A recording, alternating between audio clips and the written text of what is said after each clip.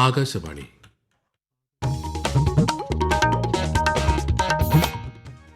നമസ്കാരം. പ്രത്യേക വാർത്താ ബുള്ളറ്റിൻ വായിക്കുന്നത് സുധിൻ സൈനുദ്ദീൻ.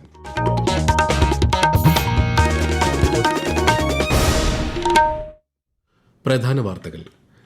രാജ്യത്തിന്റെ സാമ്പത്തിക വിധി രൂപപ്പെടുത്തുന്ന യാത്രയിൽ സ്വയം പര്യാപ്ത ഇന്ത്യയും സ്വദേശിയും മാർഗനിർദ്ദേശ തത്വങ്ങളാണെന്ന് റിപ്പബ്ലിക് ദിന സന്ദേശത്തിൽ രാഷ്ട്രപതി ദ്രൗപദി മുർമു. 77ാമത് റിപ്പബ്ലിക് ദിന ആഘോഷങ്ങൾക്കൊരുങ്ങി രാജ്യം. സൈനിക ശക്തിയുടെയും സാംസ്കാരിക പൈതൃകത്തിന്റെയും ദൃശ്യവിരുന്നൊരുക്കുന്ന കർത്തവ്യപഥിൽ രാഷ്ട്രപതി അഭിവാദ്യം സ്വീകരിക്കും. രാജ്യത്തെ പരമോന്നത സിവിലിയൻ ബഹുമതിയായ പത്മ പുരസ്കാരങ്ങൾ പ്രഖ്യാപിച്ചു. കേരളത്തിൽ നിന്നും VS അച്യുതാനന്ദനും KT തോമസിനും P നാരായണനും Padma Vibhushan, മമ്മൂട്ടിക്കും Vellappally നടേശനും Padma Bhushan, AE Muthunayagam, Vimala Menon, Kollakkayil G Devakiamma എന്നിവർക്ക് പത്മശ്രീയും ലഭിച്ചു. ഇന്ത്യക്കെതിരായ 2020 ക്രിക്കറ്റ് പരമ്പരയിലെ 3ാം മത്സരത്തിൽ ന്യൂസിലൻഡിന്റെ ബാറ്റിംഗ് പുരോഗമിക്കുന്നു.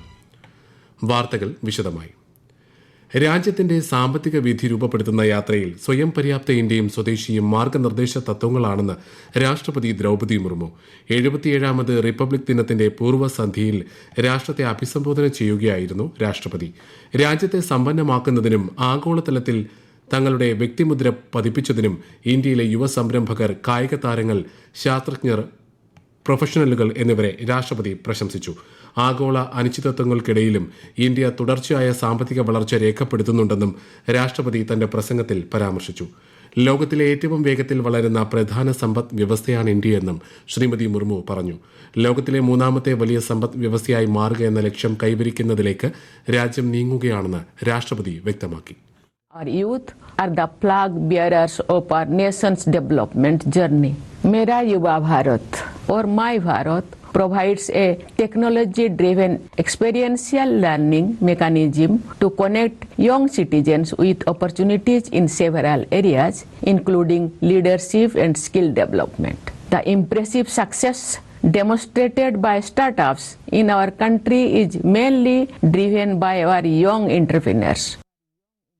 രാജ്യത്തെ പരമോന്നത സിവിലിയൻ ബഹുമതിയായ പത്മ പുരസ്കാരങ്ങൾ പ്രഖ്യാപിച്ചു. കേരളത്തിൽ നിന്ന് മുൻ മുഖ്യമന്ത്രി VS അച്യുതാനന്ദന് മരണാനന്തര ബഹുമതിയായി പത്മവിഭൂഷൺ ലഭിച്ചു. ജസ്റ്റിസ് KT തോമസും മുതിർന്ന മാധ്യമപ്രവർത്തകരും ജന്മഭൂമി പത്രത്തിന്റെ സഹസ്ഥാപകനുമായ P നാരായണനും പത്മവിഭൂഷൺ പുരസ്കാരത്തിന് അർഹരായി. ചലച്ചിത്ര നടൻ മമ്മൂട്ടി, SNDP യോഗം ജനറൽ സെക്രട്ടറി വെള്ളാപ്പള്ളി നടേശൻ എന്നിവരാണ് പത്മഭൂഷൺ പുരസ്കാരം നേടിയ മലയാളികൾ. ശാസ്ത്രമേഖലയിൽ നിന്ന് AE മുത്തുനായകം, നൃത്തരംഗത്തെ സംഭാവനകൾക്ക് കലാമണ്ഡലം വിമല മേനോൻ, പരിസ്ഥിതി സംരക്ഷണ പ്രവർത്തനങ്ങൾക്ക് കൊല്ലക്കയിൽ G ദേവകിയമ്മ എന്നിവർക്കാണ് കേരളത്തിൽ നിന്നും പത്മശ്രീ പുരസ്കാരം ലഭിച്ചത്. വിവിധ സംസ്ഥാനങ്ങളിൽ നിന്നായി 131 പേരാണ് ഇക്കുറി പത്മ പുരസ്കാരങ്ങൾക്ക് അർഹരായത്. രാജ്യത്തിന് നൽകിയ മികച്ച സംഭാവനകൾക്ക് എല്ലാ പത്മ അവാർഡ് ജേതാക്കളെയും പ്രധാനമന്ത്രി നരേന്ദ്രമോദിയും കേന്ദ്ര ആഭ്യന്തരമന്ത്രി അമിത്ഷായും അഭിനന്ദിച്ചു. വിവിധ മേഖലകളിലെ അവാർഡ് ജേതാക്കളുടെ മികവും സമർപ്പണവും സേവനവും സമൂഹത്തിന്റെ ഘടനയെ സമ്പന്നമാക്കുന്നുവെന്ന് പ്രധാനമന്ത്രി സമൂഹമാധ്യമത്തിൽ കുറിച്ചു.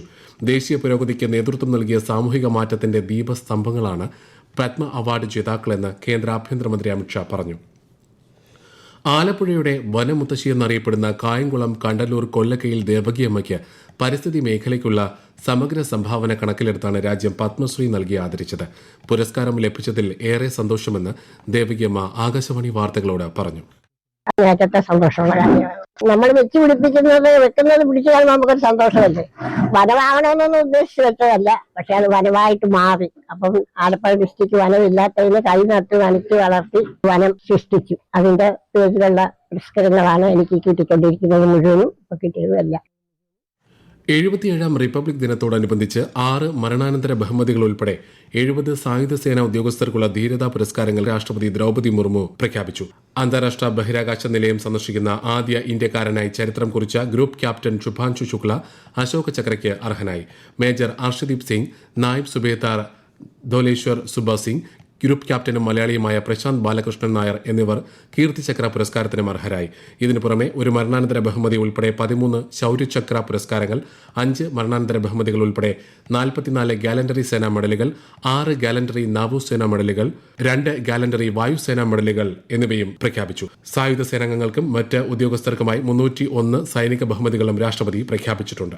രാജ്യത്തെ ജനങ്ങൾ, പ്രത്യേകിച്ച് വ്യവസായ മേഖലയിലുള്ളവരും സ്റ്റാർട്ടപ്പുകളുമായി ബന്ധപ്പെട്ട യുവാക്കളും ഗുണനിലവാരത്തിന് പ്രാധാന്യം നൽകണമെന്ന് പ്രധാനമന്ത്രി നരേന്ദ്രമോദി. പ്രതിമാസ റേഡിയോ പ്രഭാഷണ പരിപാടിയായ മൻ കി ബാത്തിന്റെ 130-ാം പതിപ്പിൽ സംസാരിക്കുകയായിരുന്നു അദ്ദേഹം. രാജ്യത്ത് ഉൽപ്പാദിപ്പിക്കുന്നവയുടെ ഗുണനിലവാരം മെച്ചപ്പെടുത്തണമെന്നും മികവ് മാനദണ്ഡമാക്കണമെന്നും പ്രധാനമന്ത്രി പറഞ്ഞു. ദേശീയ സമ്മതിദായക ദിനത്തെക്കുറിച്ച് പ്രതിപാദിക്കവെ ഒരു വോട്ടർ ജനാധിപത്യത്തിന്റെ ആത്മാവാണെന്ന് ശ്രീ മോദി വ്യക്തമാക്കി. 18 വയസ്സ് തികയുമ്പോൾ തന്നെ വോട്ടർമാരായി പേര് ചേർക്കാൻ രാജ്യത്തെ യുവജനങ്ങളോട് പ്രധാനമന്ത്രി ആഹ്വാനം ചെയ്തു. ഭജനയ്ക്ക് പുതുതലമുറയ്ക്കിടയിൽ സ്വീകാര്യത വർദ്ധിക്കുന്നതായി പ്രധാനമന്ത്രി പറഞ്ഞു. ഭജൻ ക്ലബിംഗ് ഉൾപ്പെടെയുള്ള പുത്തൻ രീതികളെക്കുറിച്ചും അദ്ദേഹം പരാമർശിച്ചു. 77ാമത് റിപ്പബ്ലിക് ദിനാഘോഷങ്ങൾക്കൊരുങ്ങി രാജ്യം. നാളെ ന്യൂഡൽഹി കർത്തവ്യ പഥിൽ നടക്കുന്ന പരേഡിൽ രാഷ്ട്രപതി ദ്രൌപദി മുർമു അഭിവാദ്യം സ്വീകരിക്കും. റിപ്പബ്ലിക് ദിനാഘോഷ ചടങ്ങുകളിൽ പങ്കെടുക്കുന്നതിന് എത്തിച്ചേർന്ന European council president Antonio Costa, European commission president Ursula von der Leyen എന്നിവർക്ക് ഇന്ന് ന്യൂഡൽഹിയിലെ വിമാനത്താവളത്തിൽ ഗാർഡ് ഓഫ് ഓണറും ആചാരപരമായ വരവേൽപ്പും നൽകി. രാജ്യത്തിന്റെ സൈനിക ശക്തിയുടെയും സാംസ്കാരിക പൈതൃകത്തിന്റെയും സവിശേഷമായ ദൃശ്യവിരുന്നിനാകും കർത്തവ്യ പഥ് നാളെ സാക്ഷ്യം വഹിക്കുക. വന്ദേമാതരത്തിന്റെ 150ാം വാർഷികം എന്നതാണ് ഇക്കുറി റിപ്പബ്ലിക് ദിന പരേഡിന്റെ പ്രമേയം. 17 സംസ്ഥാനങ്ങളുടെ നിശ്ചല ദൃശ്യങ്ങൾ പരേഡിൽ അണിനിരക്കും. തിരുവനന്തപുരം സെൻട്രൽ സ്റ്റേഡിയത്തിൽ നാളെ രാവിലെ 9 നടക്കുന്ന റിപ്പബ്ലിക് ദിനാഘോഷ ചടങ്ങിൽ ഗവർണർ രാജേന്ദ്ര വിശ്വനാഥ് അർലേക്കർ ദേശീയ പതാക ഉയർത്തും. വിവിധ സേനാ വിഭാഗങ്ങളുടെ അഭിവാദ്യം ഗവർണർ സ്വീകരിക്കും.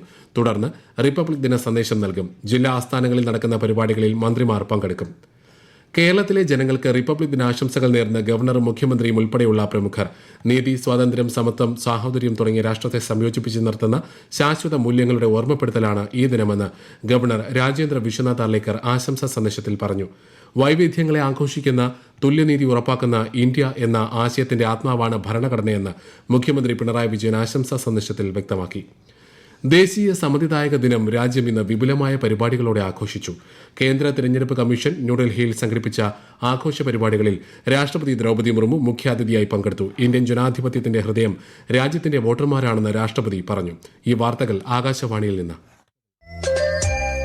ആകാശവാണി വാർത്തകളും വാർത്താ അധിഷ്ഠിത പരിപാടികളും all India radio news Thiruvananthapuram YouTube ചാനലിലും all India radio news Thiruvananthapuram Facebook പേജിലും AIR ന്യൂസ് _ ഇൻസ്റ്റഗ്രാം അക്കൌണ്ടിലും @AIR ന്യൂസ് _ TVM X ഹാൻഡിലും ലഭ്യമാണ്.